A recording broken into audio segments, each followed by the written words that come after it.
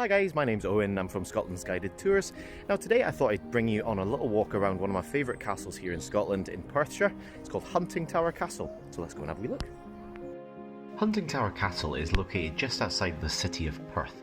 It was controlled by the very shrewd political family the Ruthvens. It was built around the 1400s, and what makes the castle especially distinctive is its unusual design, because it began as two separate tower houses built extremely close together, which were later connected to form a single residence. Now what I love about the castle though is the number of stories and historical figures that are connected to it. For example, Mary Queen of Scots actually stayed here in September 1565 during her honeymoon with her second husband Lord Darnley, so it certainly at that point must have been fit for a queen. Now the Ruthven family enjoyed great wealth and royal favour. Lord Ruthven was even raised to the earldom of Gowrie by James VI in 1581. Now at that point he seems to have lost his political touch, and in the following year he actually came up with a plot to kidnap the king. So after a hunting expedition in Perthshire, James was actually persuaded to take refreshments at Ruthven Castle. Now that wasn't all that good, because he then found himself imprisoned there for the next 10 months. Now the reason behind this is that the Ruthvens were Protestant and may have actually feared the influence of nobles such as Lennox and Arran,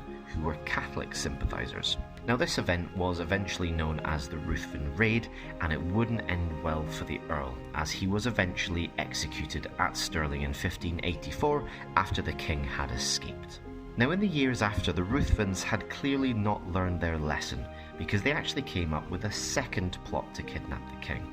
Now this was in the Gowrie conspiracy of 1600. Now this time, the king wasn't so lenient, and although the Ruthven heirs had already died in Perth during the plot, their corpses were tried for high treason, found guilty, and subjected to the full rigour of the law.